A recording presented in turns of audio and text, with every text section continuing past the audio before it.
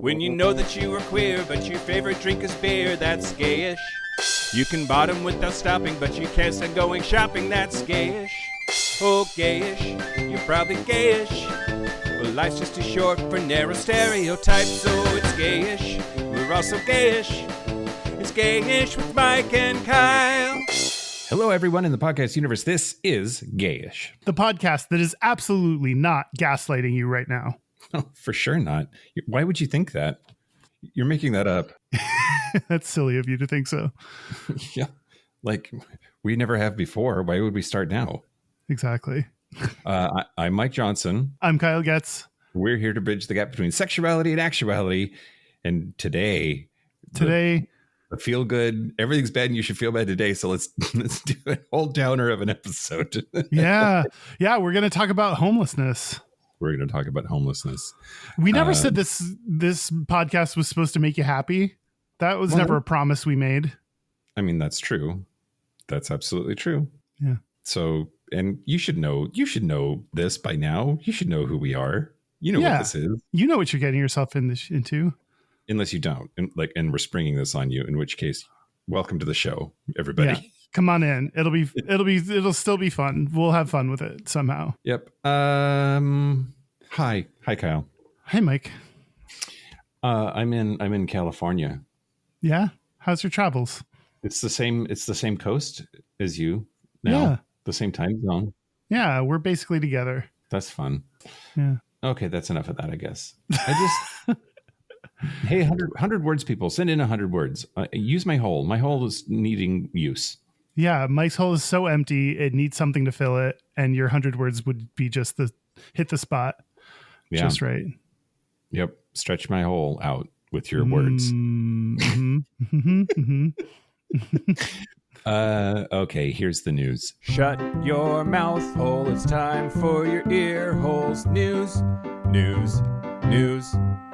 Okay, Kyle. News the first. Okay. So the rainbow crosswalk outside the abandoned LGBTQ plus nightclub in Orlando, Florida, the Pulse nightclub, was removed by city officials under a new directive from U.S. President Dick Bagface Asshole. It was created in dedication to the 49 victims of the 2016 mass shooting, which was the deadliest in U.S. history. And Florida Governor Ron DeSantis, who is a dickbag fuckface asshole emeritus, noted that the Department of Transportation was given the order by the Trump administration. Defending the actions, he said, quote, "We will not allow our state roads to be commandeered for political purposes." For 9 roads years. Are already political. Like all kind of public transit is already political. Things are political in their existence. And if they were never political to you, that means you probably have privilege and never had to think about it. Well, protesting its erasure, over 100 activists / protesters went to the location early on Friday to color the rainbow back in using chalk. Yeah, so, cute. And things were trending on Twitter /X. We will not be erased. Florida State Democratic Senator Carlos Guillermo Smith shared photos with "We will not be erased" associated with them. Quote, "The DeSantis regime may have ripped the colors off the crosswalk at the Pulse nightclub memorial, but we will not be erased. If the state gets their way, there will be a rainbow mural nearby that is bigger, queerer, and more colorful than they ever imagined." Oh, I didn't know that was in the works or one of the things they were trying to do. That's cool. Yeah. Anyway, I think that this is just exactly the right thing to do.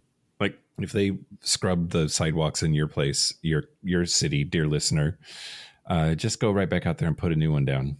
Yeah, for sure. How petty to like. This is just mean. It doesn't do anything. It's just political theater to erase it, and it's really shitty.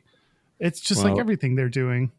And I've read conflicting reports about whether the data supports the supposition that we should that they're a distraction, that they actually cause traffic issues and problems. But most sources that I have read seem to indicate that they have the opposite effect, that people see, a crosswalk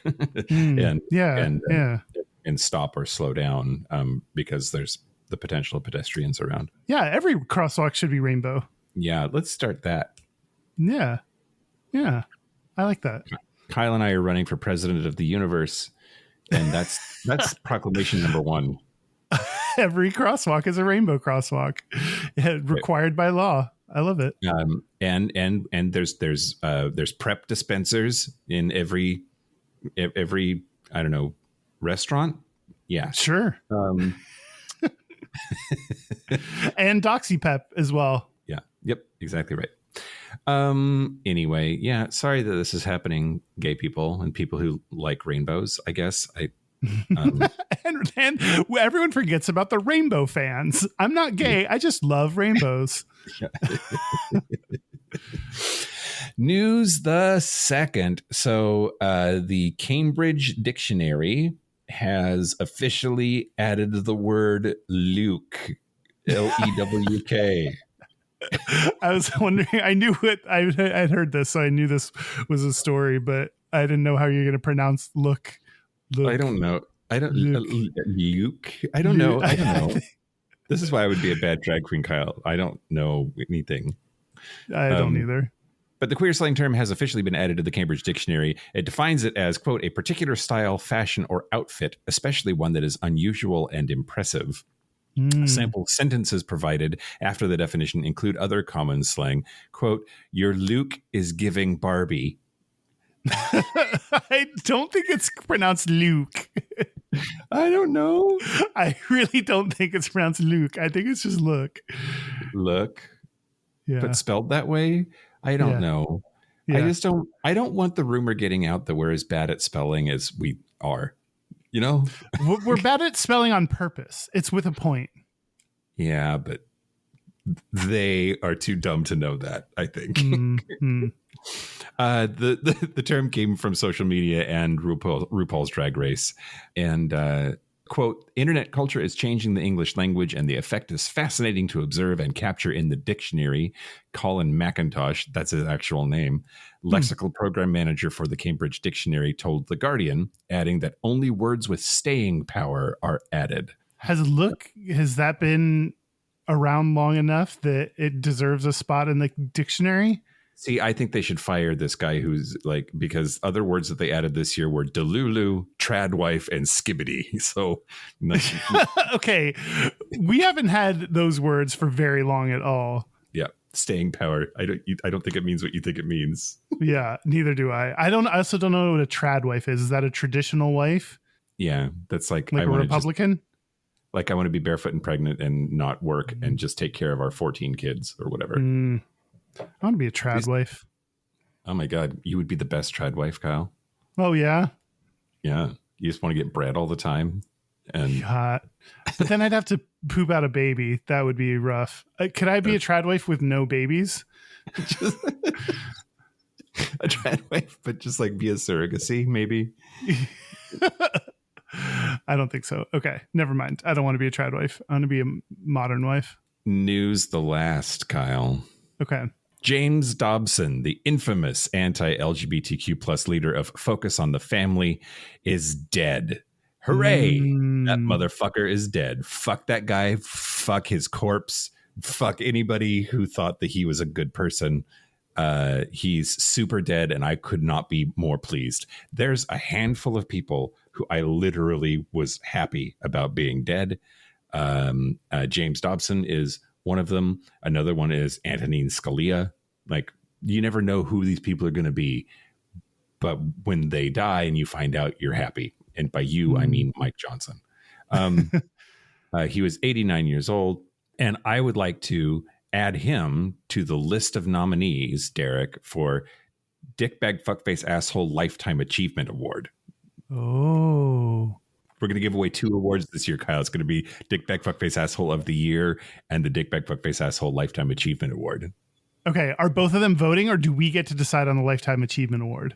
No, you and I decide on that one. Okay. I like that. That's fun for me. Okay, great. Yeah, Focus on the Family, because it's always about the fucking family, was a radio show that he started in 1977. And he helped create the Family Research Council. He basically every terrible thing ever done for like gay people in American politics is his fault. So, good riddance to bad rubbish. Fuck that guy. I hope he's burning in hell. That's the news. That's wow. That's the news. Speaking of, no, none of that. Hope are burning in hell. Yeah, totally. I want to thank our new Patreon members. Thank you to Bradford Douglas. What a regal name. Bradford. That's old money there that we're getting some of. Yeah, thanks. Dip us into that pot of gold. And of the Cape Cod Douglases, I'm sure. And thank you to Moose Parker. Moose P. Moose. Is that Moose P from Big Fatty fame? Maybe. Oh, I don't know. You'll have to let us know. Let us know. Let us know. If you want ad-free episodes a day early, if you want to use Mike's hole. Use my hole. If you want to support the show, go to patreon.com/gayish podcast. Do it. Do you want to talk about homelessness? No. No. Okay. Episode over. I mean, it's not a feel good topic, Kyle, which is fine. It's still important and we need to talk about it. But like, you know, it's a downer. It's kind of a downer. Yeah, it's for sure a downer, especially for queer people. Because spoiler alert, queer people are particularly more likely to be homeless. But to start us off, I'm just going to tell you about the 4 different types of homelessness, which I did not know there were different types. I mean, it seems like just not having a home is is just all it takes. But okay, let's break that down. There's subtypes. Let's break it down into the subtypes. Yep, exactly. There's chronic homelessness, which is defined as someone who's been continuously homeless for over a year or has had at least 4 episodes of homelessness in the previous 3 years. Okay. I thought at first I thought it was going to be like because of the chronic. That's they're homeless because of the chronic. Never What's mind. the chronic? Drugs, Kyle. It's drugs. Oh, I know about drugs. I'm so in on the know. What is chronic? Is that a type of drug? What? Is that a type of drug? I thought it was just weed. Am I incorrect? Oh, I have no idea. We're the wrong people to be talking about drug stuff. Very potent, high-grade marijuana. Oh.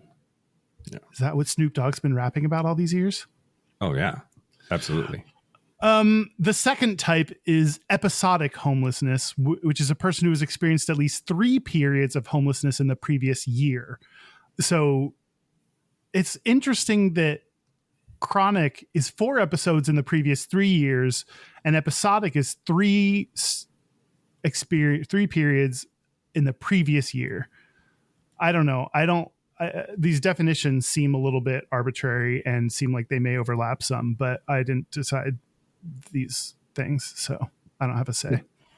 Is the distinction that they're making just that, like, a person who has an ongoing problem, or versus like it's happened a couple of times but they're not connected, and I don't know. Yeah, I think you're right. There's traditional homelessness, or trad homelessness. No, sorry, transitional, not traditional. Transitional homelessness. This is the one that's most common. It's a person who has become homeless due to a major life change or a catastrophic event. They don't have a safety net or family support or a financial cushion to fall back on. Mm-hmm. So this will be like there was a tornado and now they're homeless. Yep. And there's hidden homelessness. This often, as it makes sense, often goes unreported and undocumented. These are people that couch surf, who stay in hotels, who live in their cars. They might not be counted into the homelessness numbers. So often when you see homeless numbers, you have to remember that they're probably underreported because of this hidden homelessness. Yep. Well, and hidden homelessness is like the Republican agenda, I think. You think they want hidden homelessness? Yeah, they don't care what happens as long as it's hidden. Yeah. I think that's a little bit different. Like the like, as long as I can't see it, it's fine. Like, move you to another city kind of thing. That's so fucked up. It's like, I don't care if the problem is resolved or not. I just don't want to have to see it with my own eyeballs. Yep. Yep, exactly Yeah. right. It's real shitty. And I mean, that's the selfishness of a lot of right-wing policies is really just boils down to, does this impact me? And if so, then I'll care and or do something about it. Right. So, Yeah. they don't care about the crisis of homelessness until like they have to walk by somebody on the sidewalk on their way into Whole Foods or whatever the fuck. Yeah. Yeah. And if they move it out of their eyeballs, if they can't see it, then they don't worry about it. And that's the problem of like a lack of empathy for all kinds of, there's lots of issues that we can't see day to day that we need to care about. And that's the same with gay shit. They're just mad because they can see us. Like visibility is the problem, I think. Yeah. Yeah. It's diminished over representation. Once they had all the representation, and now once gay people are starting to earn our fair share of representation in media, they get mad about it because they think that means that they're underrepresented, which they're not. They just didn't realize how overrepresented they were before. Yep, absolutely. Yeah. Woke media. the lame street media. So the last category of transitional homelessness. Transitional homelessness. Did they break down, like you mentioned, a tornado, right? Like that's the first thing that comes to mind is like they don't have a backup plan or the wherewithal to travel somewhere else. Like there's some sort of disaster, but it also covered like getting fired. Is that? Oh, yeah, it just said a major life change. So yeah, I bet getting fired has to be included in one of those. Getting cancer. I think that's the one that most people assume is happening, and they're wrong about that. But like they assume that like if you're on the street for a long time, that's your fault.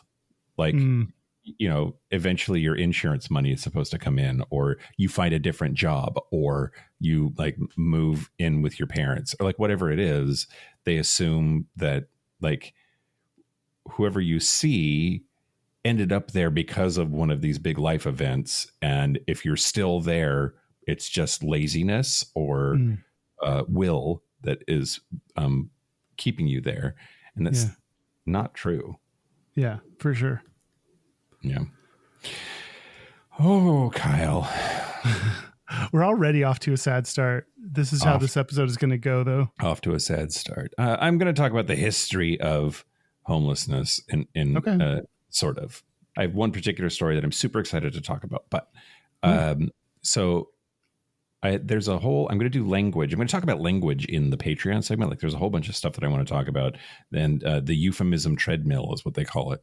So I'm not going to go into all of that, but modern homelessness, as we think of it, really happened because of the industrial revolution and urbanization that happened because of that. So, when everybody just like lived on farms or whatever, it really wasn't that same kind of problem that it took cities and building up of industry in order to create the economic conditions necessary to create a homeless population large enough to be an issue that was being dealt with by city administrators, cultural references, that kind of thing. So it's the 1870s-ish when we start seeing mass displacement in terms like tramp or hobo or bum start entering like common parlance. And that is not coincidentally about the time when we start seeing molly houses showing up. So molly houses, we've talked about them on the show before, are like gay bars in London. But they really, in if you put the right lens on, they're really homeless shelters. So Margaret Clapp, she owned and ran a molly house and had like 40 to 50 men, gay men, staying under her roof every night. And a lot of them slept there because they'd been either kicked out of other places or fired from live-in servant positions. This was back in 1726. Police raided her place, and 3 men were executed, not just for sodomy, but for keeping disorderly houses, which is the same charge used against those harboring homeless people. Wow. Wait, what was it? Something home disorderly houses? Yeah, keeping a disorderly house. That was a executable offense? No, it wasn't executable, but it was a crime. That was a charge. And so if you took in somebody off of the street and didn't if they became a problem, you could be charged with keeping a disorderly house. Wow. And basically, all of this is leading to William Dorsey Swann. I want to talk about William Dorsey Swann. I'm super excited about this. I had never heard of this person's name before, but William Dorsey Swann, who is a formerly enslaved man, started hosting in the late 1880s private balls that he called drags. And he is the first drag queen. The first reference to drag queen as a term is attributed to this person. So there's some questions about is he trans, or would he be trans in a modern day? But anyway, so the term drag came from him. It possibly derived from grand rag, drag at the end there, which was the term for a masquerade ball back in the day. But he had a bunch of these in secret in Washington, D.C., some of them as close as 6 blocks from the White House. Oh shit! That makes it just kind of rubs it in their face, or kind of the opposite, I guess. But that's real cool. Yep. The Washington Critic newspaper reported in January of 1887, police officers raided one of these drag balls, and they found 6 black men dressed in elegant female attire, including corsets, bustles, long hose, and slippers. And the Evening Star reported the following April on a similar raid that targeted men in, quote, female attire of many colors, gaudy costumes of silk and satin. Gaudy, that's judgmental. That's judgmental. Yeah. There was some uppity queen was writing the newspaper. Okay, so Swann was the first reported drag queen in the United States using the term drag queen, and he did this in Washington, D.C. And it is basically the 19th century version of pose. What he started and what he is given credit for is sort of the seeds of ball culture, and a lot of those communities, especially people of color in New York, like the show Pose, it is about finding homes. A lot of those drag houses were homeless kids that needed a place to be, and so when they joined a house, they literally got a house, they literally got a place to live, and got to be part of this art form of ball culture. Imagine being one of those kids, but you can't dance. That would suck. You're like, well, I don't have a home and I want a place to stay, but I also can't dance. So what can I do? What can I be the assistant? Can I be the best boy? What can I do to help? Get lighting. Good at sewing, what do you girl. need? Yeah, that's true. Maybe make yourself useful. Cook. Yeah. I don't know. That's what they do on Big Brother. You got to cook so you don't get kicked out. Yeah. So anyway, I just wanted to point out that homelessness has a huge association historically with queer people, in particular drag queens and ball culture, and that this William Dorsey Swann dude throwing parties where people got dressed up as women 6 blocks from the White House is sort of like the OG where it all started in a way. But yeah, that's all I wanted to say. Well, speaking of queer homeless people, I would like to talk about some of the data. Yeah, let's do it. This is data from Trevor Project's National Survey on LGBTQ Youth mental health in 2021. The analytic sample is over 34,000 LGBTQ youth between the ages of 13 and 24 who live in the U.S. And the results are 28% of the LGBTQ youth reported experiencing homelessness or housing instability at some point in their lives. So over a quarter of LGBTQ youth. That's wild. Yeah. That's wild. That's so many people, right? Like 1 in 4, right? Because that's how math works. That's how math works. Yep. That's crazy. It's so crazy. Yeah. Yeah. I just wanted a comparison. So I looked at a different survey. This was called the Voices of Youth Count survey, conducted in 2016 and 2017. And overall, not LGBTQ specific, overall, approximately 10% of youth ages 18 to 25 reported experiencing homelessness, and 3.3% of youth ages 13 to 17 reported experiencing homelessness. So like by comparison, we're in the 3 to 10% range for overall, and then it's 28% for LGBTQ people. So wow, it's much higher. Yeah. If you look at the rates by race, the highest group of people that have experienced homelessness are Native and Indigenous LGBTQ youth at 44%, which that's an astonishingly high number. 36%. Well, you're gonna talk about causes like later, right? Yeah. But I can't help but wonder like why that is. Like if it's a function of poverty, those communities tend to be impoverished. If it's cultural, if there's like less acceptance, especially after the influence of white Judeo-Christian morality on indigenous people. Anyway, it's that's I don't know. I won't like almost half, right? Like that's insane. Yeah, I won't go into the specifics on that, on why that. So your guesses, I think, are really good ones. 36% of multiracial LGBTQ youth reported experiencing homelessness. 27% of white, and 27% of Latinx, and 16% of Asian American or Pacific Islander youth.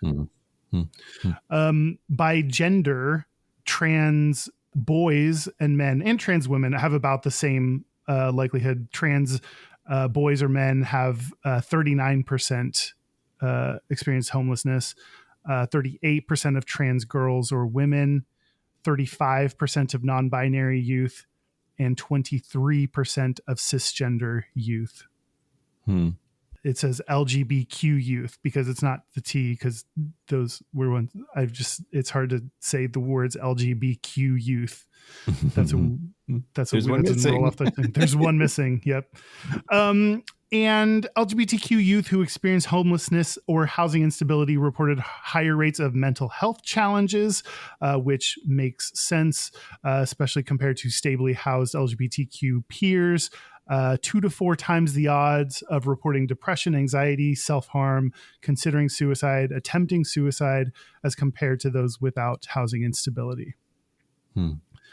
They also included some recommendations in this report, which I wanted to talk about, things that we could be doing better to help with LGBTQ youth. Number 1, don't be gay. Don't be, if you have a choice, don't choose to be gay. Number 2, if you are gay, don't have shitty family. Right. Have and enforce strong anti-discrimination policies in the workplace, and anti-bullying and anti-harassment policies in schools was the first recommendation that they provided.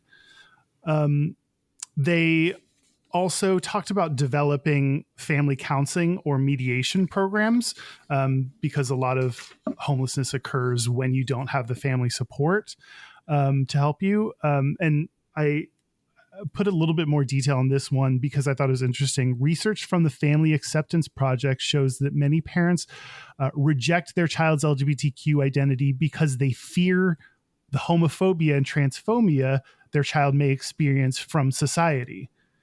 So the rejection, it's funny, not funny, haha, but funny that they would reject their child because they worry people are going to be homophobic, and by doing so become the homophobia they fear that they're going to experience. It's I don't know if that's a paradox or there's some kind of logical issue there. I don't know what that's called, but it's something. It's called something, and it sucks. Yeah, it's fucked up. I think that's what Fucked it's called. up? It's officially called fucked up.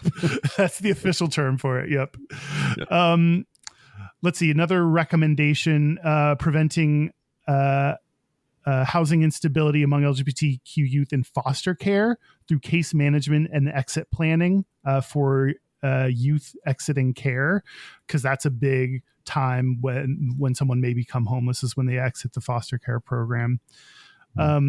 More funding should be allocated to safe, low barrier housing programs.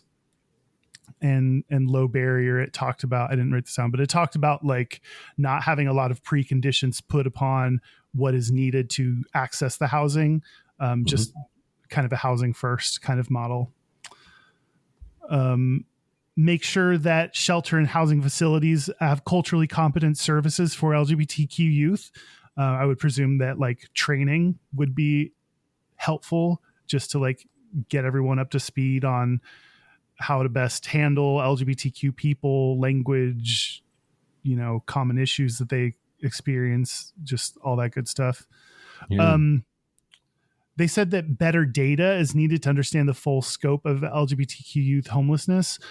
So they wanted to add questions about LGBTQ identity and housing status to population surveys of youth and young adults. For example, the Center for Disease Control and Prevention does a youth risk behavior survey that they could, like, at this point, if your survey isn't including LGBTQ people, like including a question about that, that's just like so behind the times. Yeah. And so outdated. Well, where I thought maybe you were going to go though is the difficulty in finding people to ask them the questions. Like what's hidden homelessness or whatever it was that you talked about. We know that homelessness is underreported and underrepresented. And so, but then like once you do find them and you start asking them questions for data, then like you need to ask different questions or better questions to understand like causes and trends and yeah, and understand if they're LGBT, and then you can slice up the data by comparing LGBT to non-LGBT. And just in general, any economic policy that helps reduce the overall rates of homelessness will help LGBTQ homelessness. So by resolving, I think they said the opposite in the opposite way, but I think if you target LGBTQ homelessness, you're also going to help the overall homelessness rate. So thinking about, and we'll talk a little bit more about policies and things that would help overall homelessness. Yeah. Like systemically, I imagine that there's a lot of overlap that like the queer homeless, especially queer homeless youth, probably like have some special needs when it comes to their situation, but largely if we just work on preventing homelessness at all, it's going to help them out too. Yeah, for sure. Yeah. And like, regardless of the reason someone's homeless, policies that help improve the homelessness crisis then will impact them. Like providing housing for people helps regardless of the reason you're homeless. Yeah. Huh. Well, that's depressing data, Kyle. Thank you. I know, right? I mean, it just kind of says what we knew was going to be the case, which is you're more likely to be homeless if you're gay. Yeah. Wild. Okay. Well, do you want to talk about gentrification real quick? Sure. Let's do a light jump into gentrification. Sure. I found a quote in Alta magazine, which is the Castro. It's the Castro in San Francisco. It's a magazine about that area, that neighborhood. We said, quote, LGBTQ plus folks are both victims of displacement and agents of it. So the joke, and I think I've said it before on the show, has a kernel of truth in it, which is like gentrification, first come the gays, and the gays come and, they zhuzh up an area and they make it queer. And so there's some research around that first come the gays, gentrification is really actually a thing. Isn't it the lesbians that come first? Really? It depends. Did I see anything about that? I thought I saw something about like the lesbians were the ones that move in first, and then the gays, and then people follow.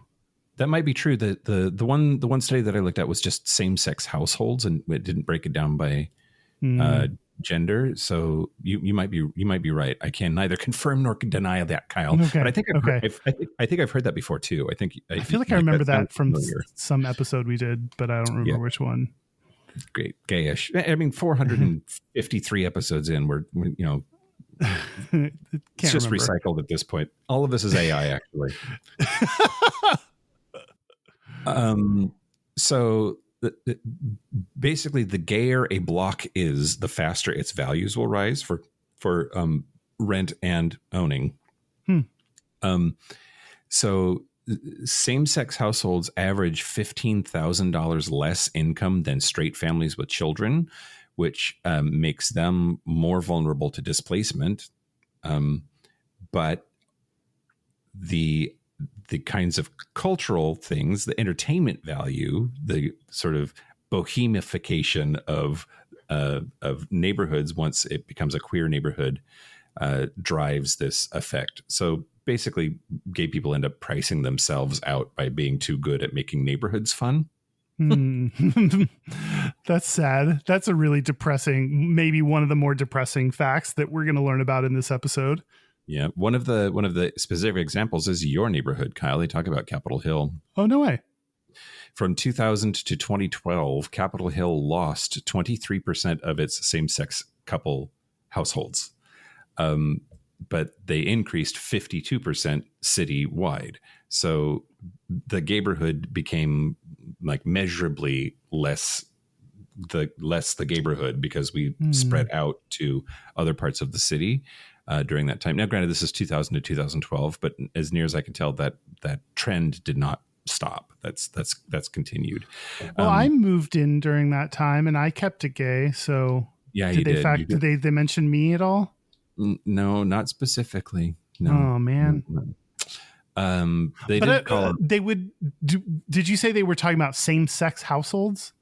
Same-sex couple households went down in the Capitol Hill neighborhood as they went up in everywhere else in the city. Yeah. So this is something that's frustrating. As a percentage. Right. This is something that's frustrating when people do stats on gay people is oftentimes if you don't know whether people are gay or not, the best you can do is if they are a couple and a same-sex couple. So that doesn't say anything about, like, there could have been a lot of single gay men like me that moved in or single lesbians or single trans people or what have you. And we don't know about that. So maybe it was couples overall that left the neighborhood, not just gay couples.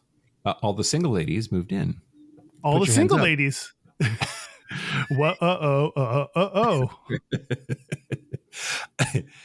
They talk about the tech bro influence on all of that, both in Seattle's Capitol Hill neighborhood and in the Castro in San Francisco, that basically tech money ruins everything, that all of those high paying jobs make rent go up and property values go up, and that prices people out. And that's a big driver of the homelessness crisis in both of those cities.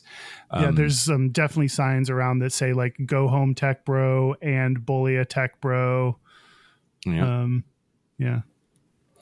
Now, according to a study done in San Francisco, looking at San Francisco, Portland, and Seattle, that NIMBYism is a huge problem in these otherwise supposedly progressive cities. NIMBY stands for not in my backyard, if you're not familiar with that term. But they looked at, like, Portland tried to make an LGBTQ plus village out of tiny houses for their homeless queer community.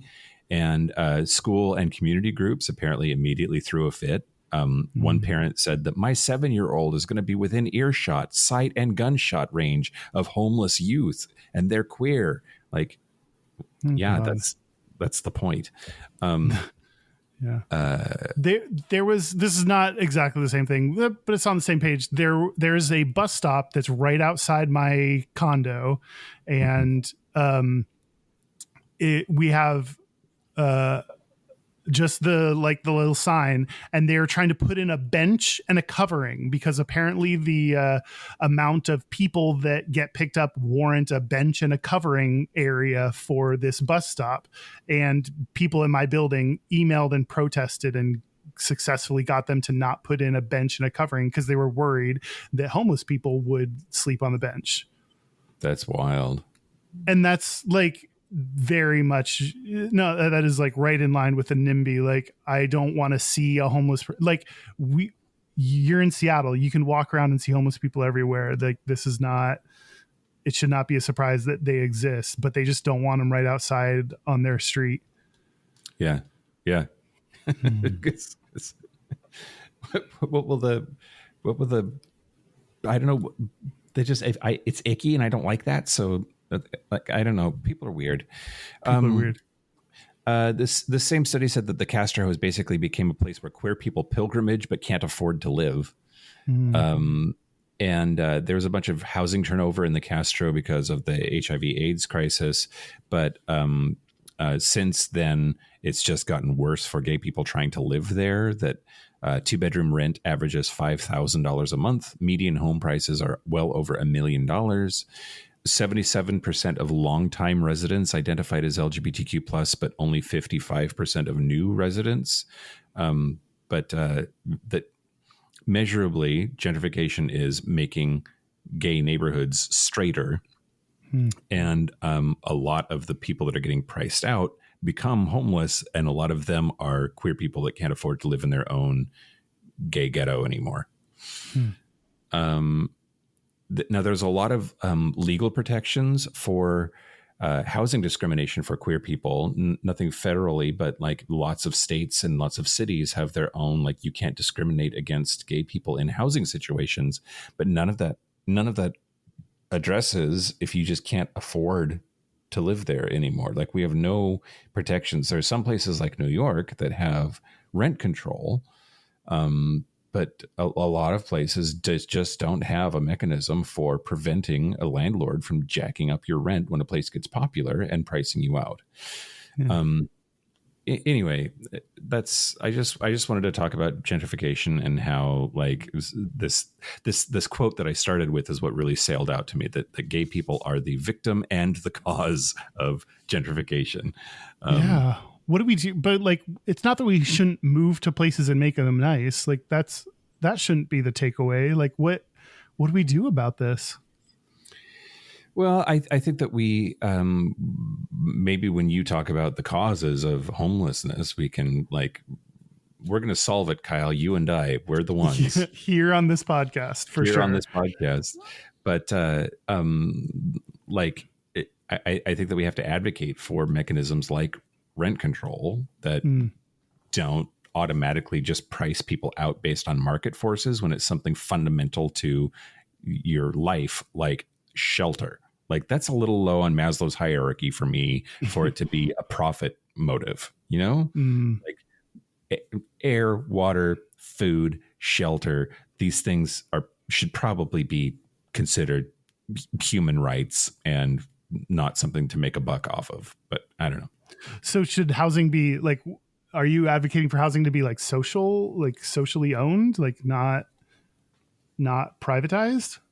I don't know about that. I don't know if I'd go that far, but there's a difference between socialization, privatization. There's a difference between socialization and you meant public becoming public, right? Not private. Well, like not privatized. Yeah. Not privatized. Yeah.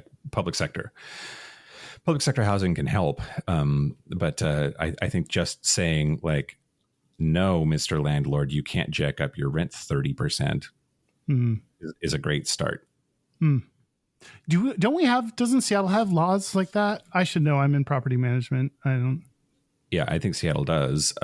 But people would argue that it's not good enough, that it's still, you can raise rent by a lot at lease signing time. But I don't know. Yeah. What are the causes, Kyle? Well, I think one thing people assume is that the cause is gay people getting kicked out of their house when they come out. And I wanted to talk a little bit more about the gay to there before I talk about other causes.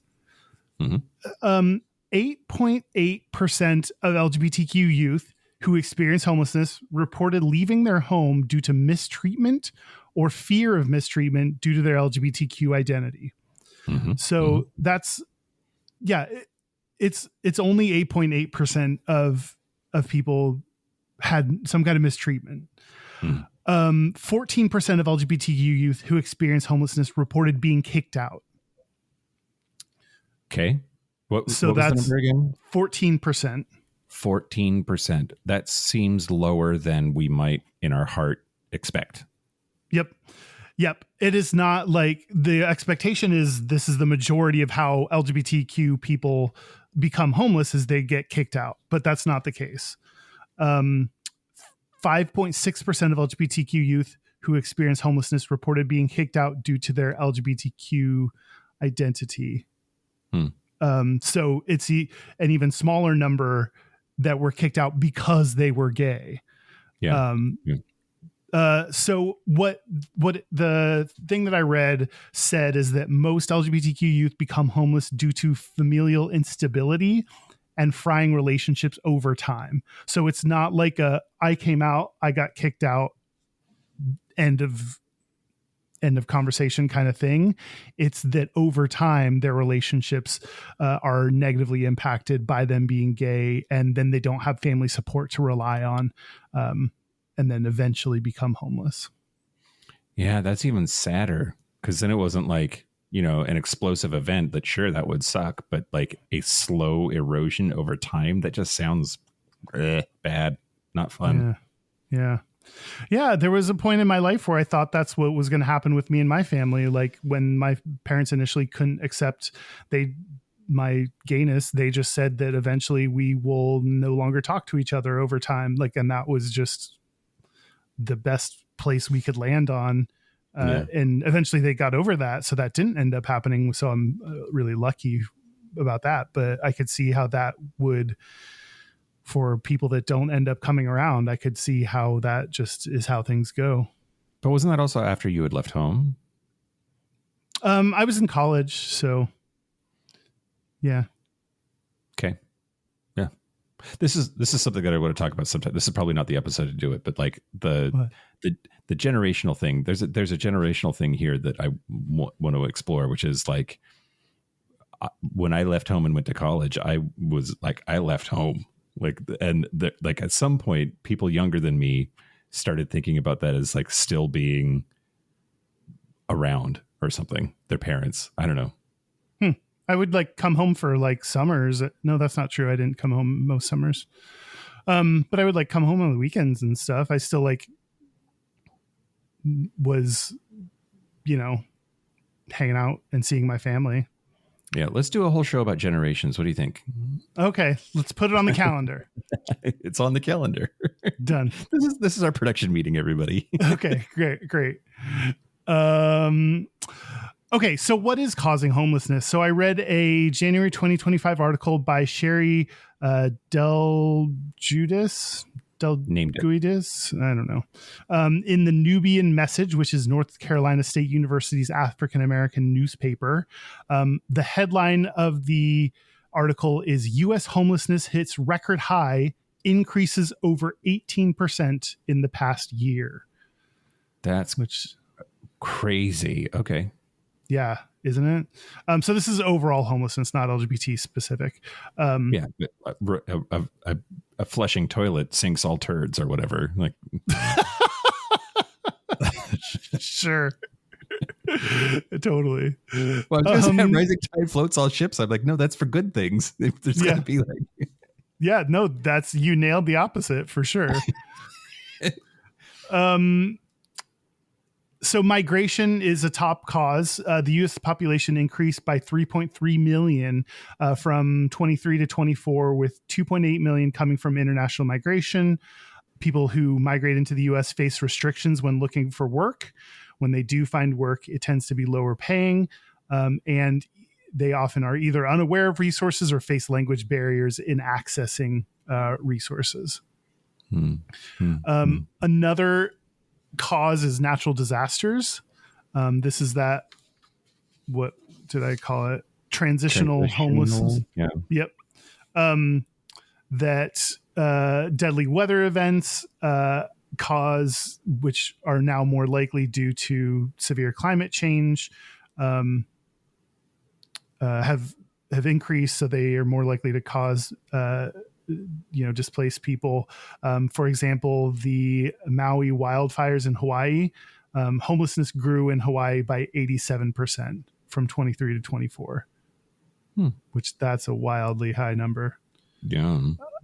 Another Why cause is is happening because of climate change. Why can't we just get it together, Kyle? Why can't we get our shit together? You would think by now we would have all been like, oh shit, this is really fucking our shit up. We all need to come together as a human race and figure this shit out. Yeah. But well, meanwhile, the Republicans are back to the is slavery bad? Are they really? Is that really a topic of conversation? Yeah. And also coloring in our crosswalks. Yep. The really useful, hard-hitting things that are going to help everyone. Yep. There's the lack of affordable housing that is causing homelessness. And along with that, rent prices increasing. As the cost of living increases, wages have remained largely stagnant. Yep. The minimum wage hasn't gone up federally in this country for like 30 years or some shit. It's fucking crazy. Yeah, it's insane. Because you'd have to get everyone to agree on it, and who's going to agree with Bernie Sanders? Right. Other causes that I thought we should mention that were not mentioned in this article are mental health issues and addiction. That is a cause of homelessness. It's so funny that people on the right will say mental health issues like that means it's their fault. You know what I mean? Like, some of it is absolutely true. There absolutely is a set of the homeless population that has mental health issues, but that should be viewed as a medical crisis that we should be supporting people through and putting public resources towards, not they matter even less because they're crazy, which is the messaging that I hear from assholes. They did schizophrenia to themselves. Why couldn't they just have not been schizophrenic? It's like that lack of empathy, like to not understand something that you have not been through, is like really jumping out. Yeah. And domestic violence, family conflict, lack of support networks, specifically for women and children. Those are some of the causes of increased homelessness. Well, I don't think we can actually solve any of those. I lied. I think you and I aren't going to solve any of those. Oh, sorry. If that's what you expected from this episode, then I'm sorry to let you down yet again. Yeah. I think public funding going towards, you mentioned that for the like mental health issues, which I totally agree with, but like public funding going towards supporting this is key and something that we don't have. And we spend a ton of money giving tax breaks to the richest people in the world, and then who could, if they wanted to, eliminate homelessness with one check. Like, Yep. You sound like Bernie Sanders, Kyle. I do sound like Bernie Sanders. I was voting for Elizabeth Warren back when he was up, but I was still a Warren girl too. Oh, that didn't work out. You didn't. No. What else do you got? They started calling her Pocahontas, and that like totally tubed her career, which is like, I don't understand why one side can say grab him by the pussy and that's fine, but the other side makes one foolish remark about their ancestry.com results, and like they're drummed out of the. It's a little bit what I'm going to talk about in the Patreon segment is the like the forces of evil will always triumph because good is dumb, which is that's a line from Spaceballs. Oh God. Okay. But okay, so I do want to talk to you about laws used against homeless people. Okay. And in this country and every country, it's hard to make like universal statements about the way that these things work. But there are lots of places where just being homeless is illegal. And which is like so fucked up because it's like, oh shit, I should have thought about not being homeless. Like, what do you? Yeah. To make that illegal is like, you're right, officer. I'll get right on that. Yeah, let me. Oh shit, sorry. Let me go find a home right now. Should have done that earlier. Yeah. Like Jesus Christ. Yeah, exactly. Now, but it's also, and this is the problem. This is the problem that I want to talk about because a lot of it is stuff that sort of on the surface sounds like things that we should be discouraging, right? Like loitering. There are a lot of laws that are labeled loitering, and it's because shop owners don't want, kids hanging out right outside of their store door so that their customers are afraid to come in and spend money or whatever. Like,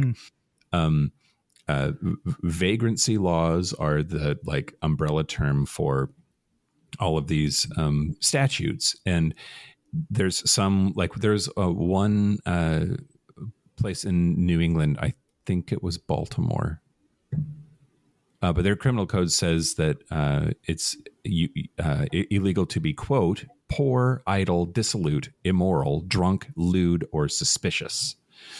And all it's of that illegal is just, to be poor. Yeah. Jesus Christ. Looking poor. Oh, I look poor a lot. But it's really anybody who looks out of place, right? It's a conservative's wet dream. It's like, I don't like that. They're different than me, so get rid of them. And so back in the day, vagrancy laws required people to show legitimate income. So, but holding down a job while you don't have an address is virtually impossible in a lot of places, right? So where I'm going with all of this, though, Kyle, is like the laws that were used to target homeless folks were also historically used to target gay people. It turns out in the history of criminalization of LGBT identities, most people weren't arrested under sodomy laws. A lot were, and those trials happened, but they got busted under these vagrancy laws. It was vagrancy or loitering or suspicious person laws that also targeted homeless people, but that were used or twisted by cops to be able to arrest and harass gay people. Yeah, when you come up with something vague like suspicious person, I can say just about anything that they were doing that says that they became suspicious to me and I can arrest them. Like, that's just so vague. You can define that as however you want. Yep, absolutely. And cross-dressing laws that were used to target both drag queens and trans folks. That you might have heard the 3 pieces of gender-appropriate clothing rule that gets brought up. Now, that might have been apocryphal. It's hard to find any examples where they actually said 3 pieces of clothing, but that did become a way that police sort of rule of thumbed whether a person was cross-dressing or not. There were cross-dressing laws, but they were less specific than like you have to have 3 pieces of clothing that match your gender identity. But that was being used to fuel bar raids that led to Stonewall, that led to, the modern gay rights movements. But I already talked about ballroom culture being like a place for homeless folks to live.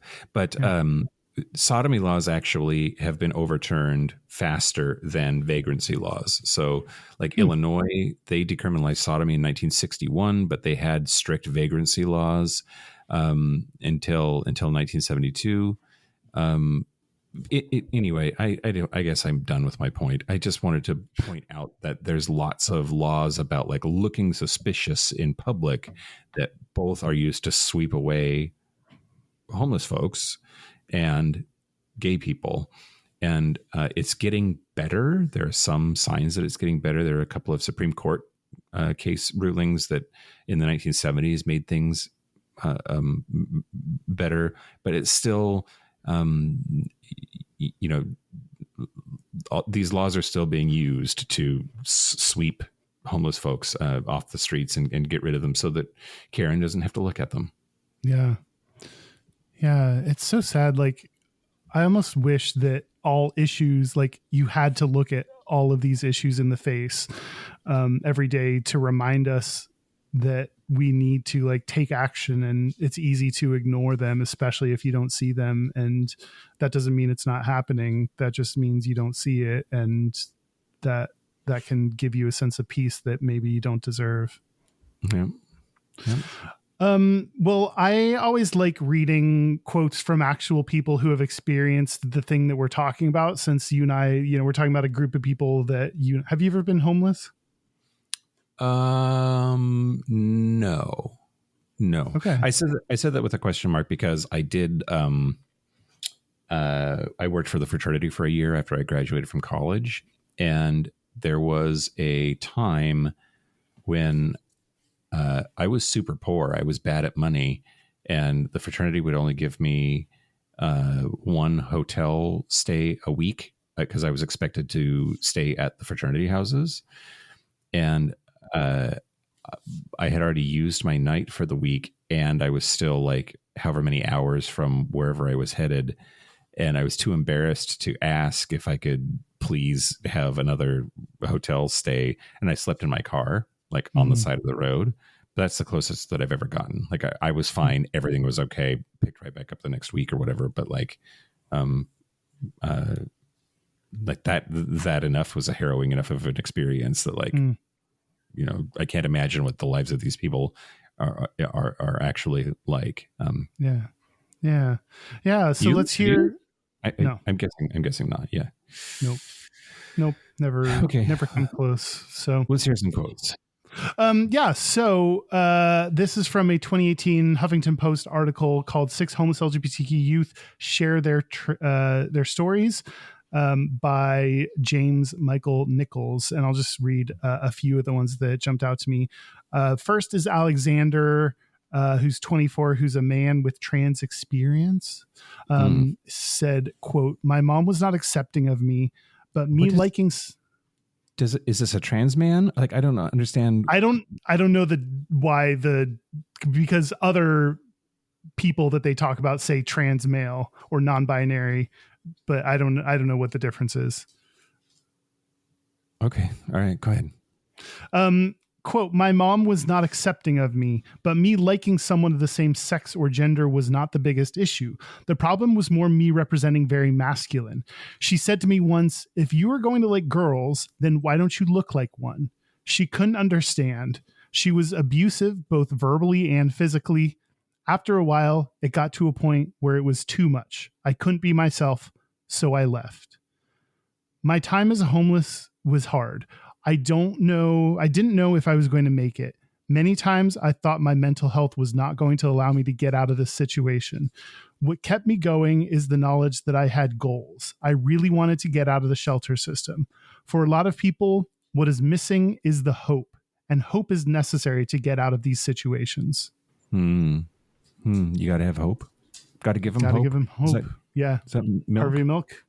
Or at least it was in the Milk movie. I would think it'd be so hard to hold on to hope during this time. Like that's really impressive that Alexander was able to like hold on to hope and use that as the fuel to like escape homelessness. But that just seems so difficult. Yeah. Well, and it's got to be demoralizing too. And I like to go through that situation And that's like the opposite of hope, is being demoralized, Yeah. right? And Yeah. and so to not let what's happening sort of crush your spirit is like it must take a really strong person to do that. Yeah, for sure. Next is Cyrus, who is 18 and a trans male. And he said, quote, "Before I came out as trans, I was identifying as a lesbian. And when my parents found out, it didn't go well for me. They deleted all my social media accounts and they wouldn't let me leave the house alone. I was not allowed to see my friends anymore. So after a while, I got so angry and got into a huge argument with my mom. We got a little bit physical and my dad decided to send me to a psychiatric hospital. In total, I went to 5 of them. Because I wanted to further my transition, get surgery, and start hormones, I knew I couldn't stay at home. My dad doesn't want me confusing my younger siblings or our family members, so I had to go." Which I wonder how many trans people have to choose between like presenting the way they want to present and going further down the road, like Cyrus was talking about, like getting surgery or, versus like staying at home. Well, and the I don't know why I'm honing in on this, but like the I don't want you confusing your siblings is just such utter horseshit. Like, Yeah. like they're going to be fine. It's you who are confused, and that's just projection. Anyway. Yeah. Yes. It always is like, oh no, the kids don't understand. And then when you talk to kids about being gay and you're like, sometimes 2 boys love each other, then kids are like, oh, okay. Like they're fine with it. Like some girls grow up to be boys. Yep. They're fine with it. They don't, they're like so young that like you can tell them anything and they're dumb little kids. They're just like, okay. Yeah. Yep. They don't know to be prejudiced yet. Yep. Absolutely. Take away your social media. What do you do all day?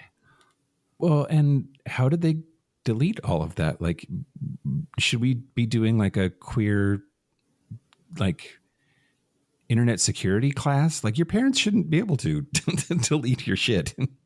Well, your parents should be able to like track what you do online. I think that's probably a safety thing. But not delete your shit.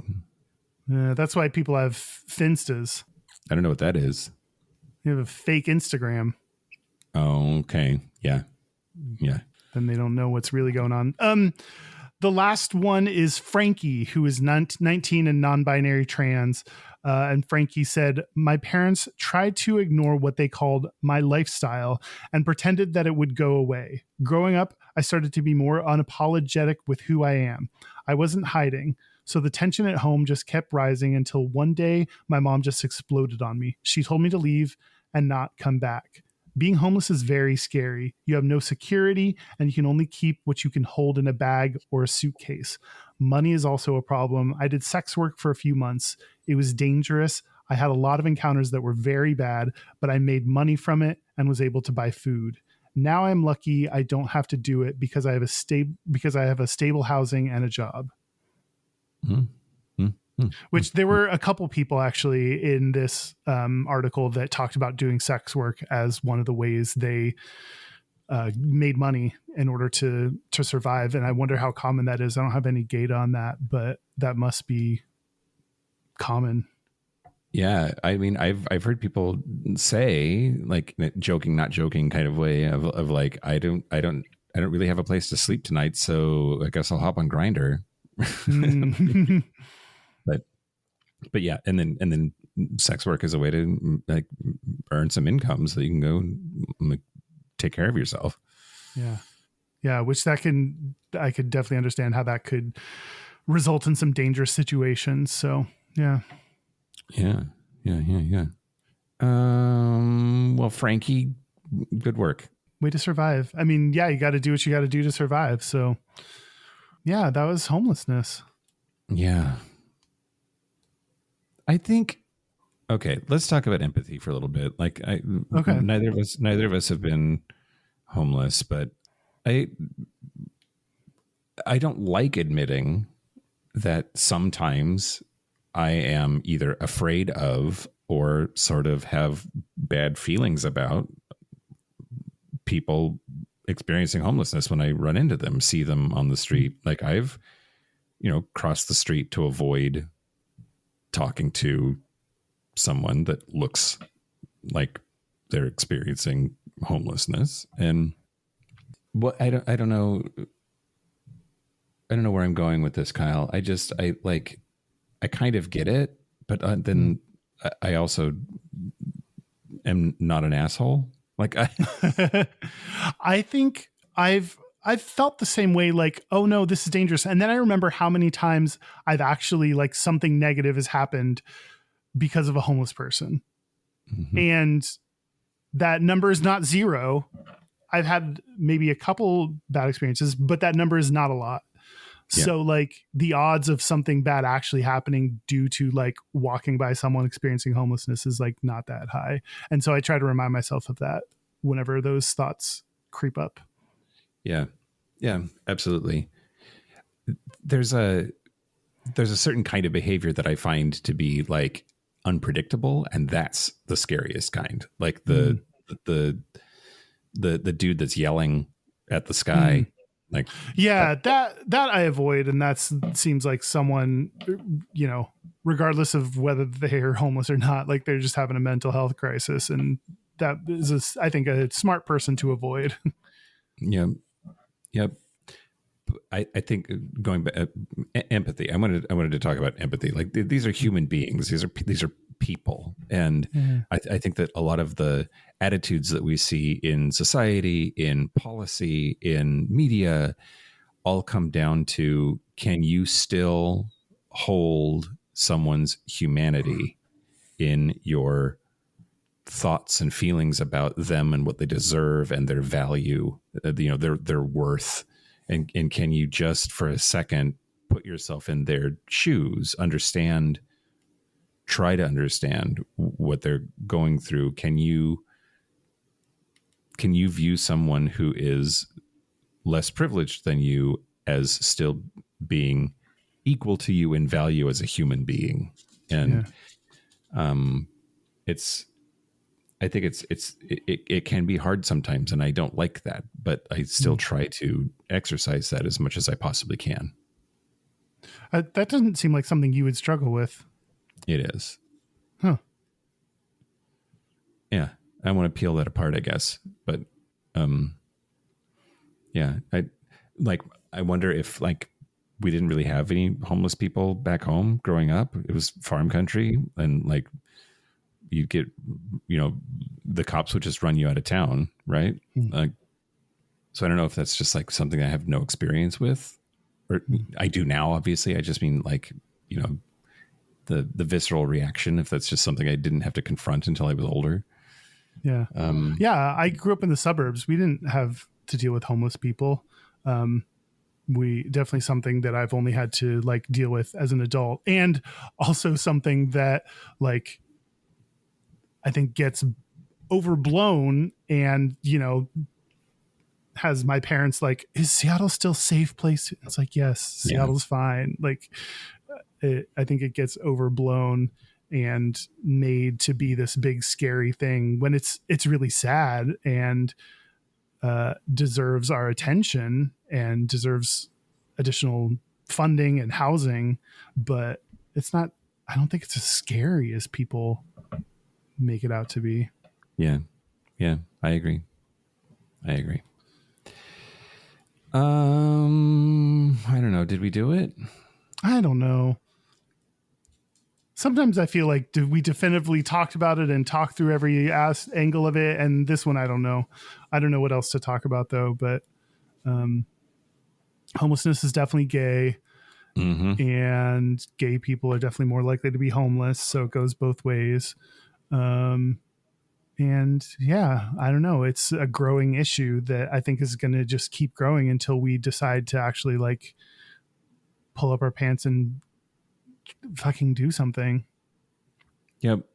Well, and like, I worry about AI, Kyle, and I'm not kidding. Like, I worry about the change that's coming, the revolution that's going to happen in the way that we work as humans.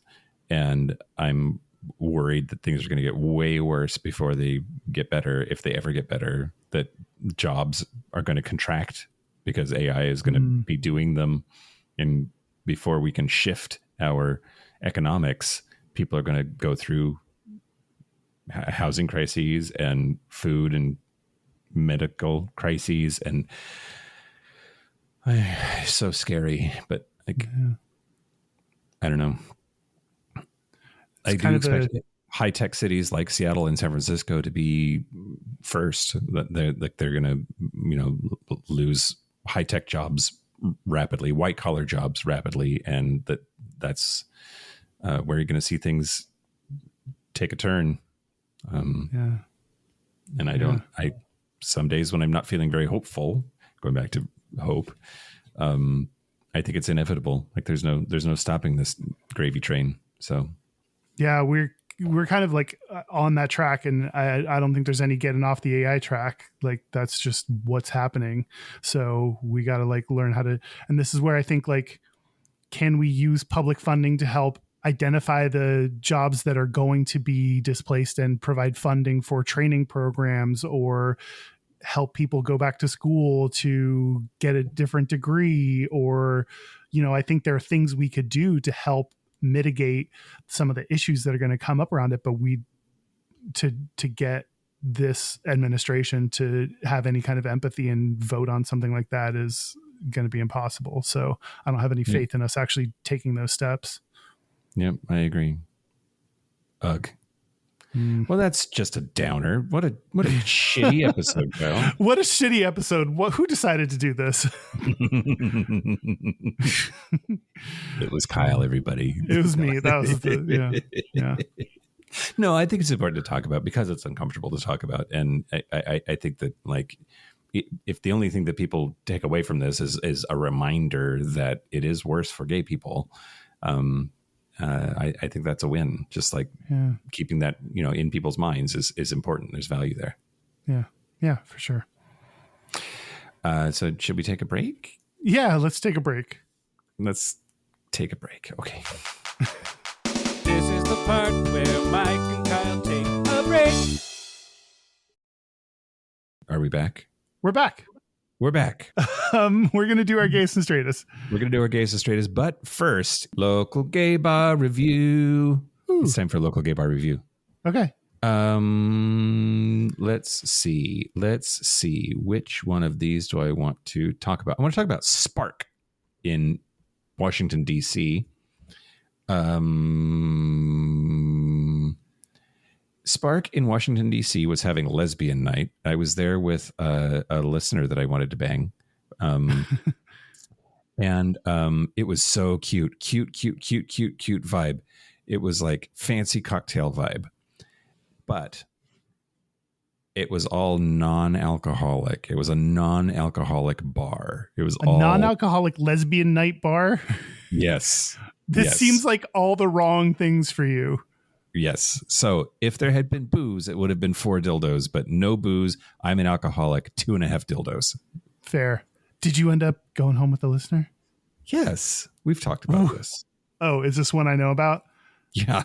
Oh, okay. Okay, great. Then I think I know who you're talking about. Yeah, great.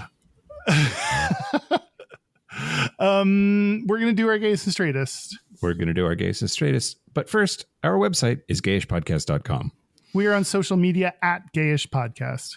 Our hotline, you can send us text messages or leave us voicemails, is 5855-GAYISH. That's 585-542-9474.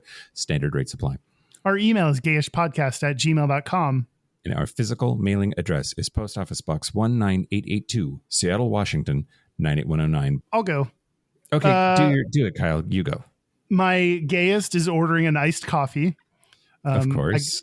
I got a cold brew. And so I actually have been drinking, that could be my straightest, but it's not. But drinking hot coffee all through the summer is probably my straightest. But this time around, I just needed a nice coffee and need an extra shot of gayness. Putting the anus in gayness. I don't think I like iced coffee, Kyle. Gay gasp. I know, right? Why not? I don't know. I just don't. I just never get it. I certainly don't make it. I have hot coffee all year long. at my house. But iced coffee is pretty much like hot coffee, just with ice in it. Is that true? Yeah. Okay. Well, No. My straightest is drinking leftover beer. you had leftover beer. I'm sorry I didn't drink it all. That's okay. It was a lot of beer. So I can't, any alcohol is better than no alcohol. So I drank some beer. Did you get through it all? Do you still have some left? It's all gone. Great. Good work, Kyle. I'm so proud of you. Yeah. Thanks, man. How about you? How about me? The straightest thing about me this week, we are putting a home gym in our basement. And I personally laid down all of the rubber flooring in the gym because Wow. gonna have weights in there and be able to drop them and not have them crack the concrete or whatever. So I put rubber mat flooring down in the entire gym, and I had to cut it a million pieces so that it would fit because they're square tiles that had to be put in there. I don't know. I felt very butch cutting up rubber tiling and gluing it down or whatever. Yeah, good for you. And then the gayest thing about me this week, this hotel that I'm staying at, there's a college soccer team that is staying here, and there's a pool out my balcony, and I just watched them shirtless swim all afternoon. Oh, good for you. It was magnificent. Soccer guys are hot. Oh my God. Yes. Yes. Yes. Yes. We have a listener's Gayest and Straightest. This is from Spencer from Canada. Hi guys, this is Spencer from Canada. I wanted to call and submit my Gayest and Straightest of the week. So my straightest of the week is because of the lovely genetics, the sun is not my friend, so I'm either pasty white or very, very red. So I think the straightest of the week would be my mismatched pattern of sunburns from different shirts I've been wearing, which looks like a puzzle piece all over my back and arms, but rocking the farmer's tan. My gayest of the week would be through online purchasing of a sex toy that is definitely purchased with my eyes, not my hole, and sort of conquering that in a sense. So it definitely feels like one of the gayest things of the week. It's a Girthmaster replica, if that helps at all. But love you guys, love the show. Have a good one. Bye. Okay, Kyle, do you know who Girthmaster is? No, I thought I heard the phrase Girthmaster in there. I'm very worried about Spencer's hole. What is Girthmaster? It's a dude, a straight dude, I think, who does a lot of interviews on podcasts talking about his gigantic dick. Oh, good for him. Yeah. Yeah. Huh. We should get him on the show. Derek, get Girthmaster on the show.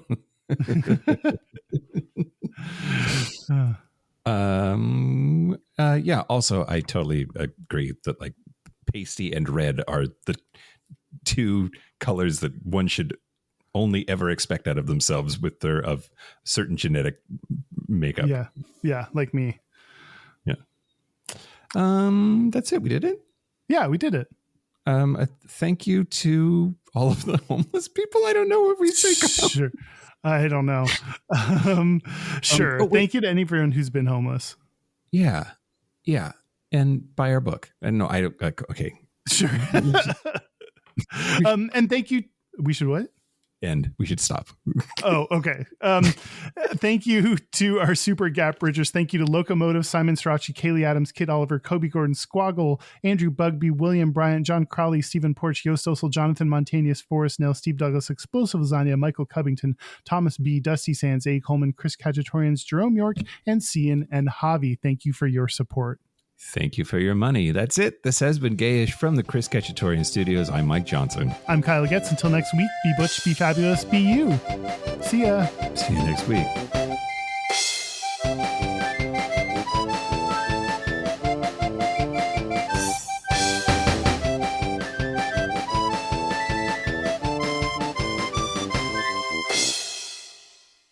What do you get for dinner? I don't know. Maybe a twink.